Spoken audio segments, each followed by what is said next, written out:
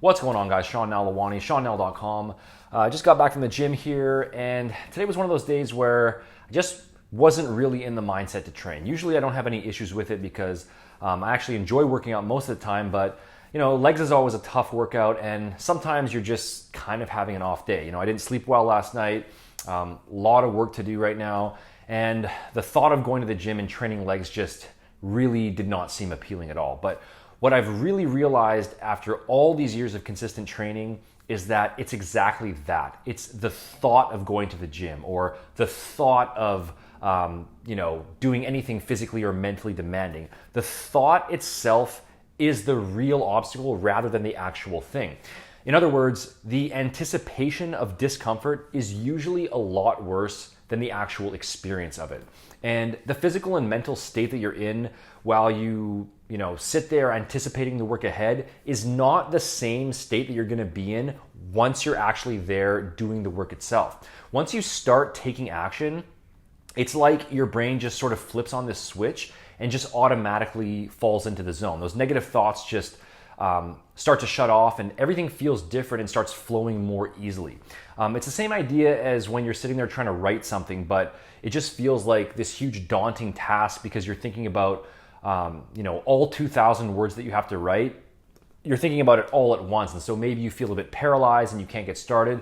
But if you forget about that and just write the first couple sentences, then what you'll find is that all of a sudden things usually start to gather momentum, and before you know it, you've written 2 paragraphs, which leads to 5 paragraphs, which leads to 10 paragraphs, and then before you know it, the full 2,000 words is done. It's the exact same thing when it comes to working out. You're sitting there, you're envisioning the whole workout that lies ahead, all the individual sets, all the exercises and reps you're gonna have to do, the physical and mental demands of it all. When really, if you actually break it all down moment by moment, it's not nearly as bad as you're imagining it to be. You're picturing the entire workout as a whole without realizing that you don't have to do the entire workout as a whole. You can't do the entire workout as a whole.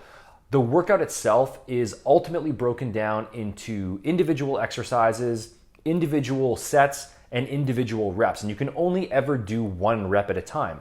So the reality is that the most you ever have to deal with at any given time is 1 rep. That's it. You only ever have to tolerate 1 single rep. And even that 1 rep is broken down into individual phases on its own. And in that moment when you're performing that 1 rep, if you really just physically feel all the sensations associated with it, without trying to push them away or label them, really just absorb yourself in it fully.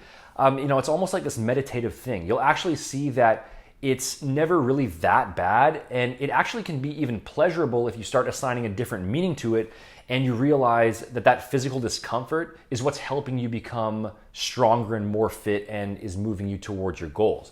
So if it's just one of those days where you're really just not into it and you feel like you'd rather stay home on the couch as opposed to go train, remember that your mental projection of the workout is not the workout itself. They're 2 different things. One is an imagined thought and one is a real experience. And the real experience won't be nearly as bad as the thought. That part of your mind that just wants to find the path of least resistance is literally just playing tricks on you, and you have to use that rational thinking side to recognize that and to ignore it. You have a goal, you have a plan, today's leg day or whatever it happens to be, and you just stick to that plan and you move forward regardless because you know it's the right thing to do. Emotions are volatile, they can be all over the place depending on a bunch of different factors, but if you logically know it's the right thing to do, then you just do it anyway. And as you start taking action toward that goal, you put your gym clothes on, you travel to the gym, you put your headphones in, do your warm-up, do your first set.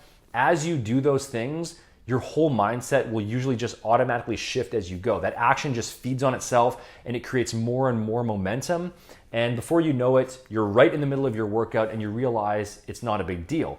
You might even enjoy it. And soon enough, the work is all done. And when you're done, you always feel way better than you would have if you had stayed at home and skipped it. And in the end, you always end up thanking yourself for it. So just remember that the anticipation of discomfort is almost always a lot worse than the actual experience itself. What you're imagining in anticipation of the workout is not what you're actually going to experience. And the more and more you just take action in spite of whatever negative thoughts might be coming up, the more you really start seeing those thoughts for what they really are and the less power they have to throw you off course in the future. And this applies not only to fitness, but pretty much to every other area of life as well.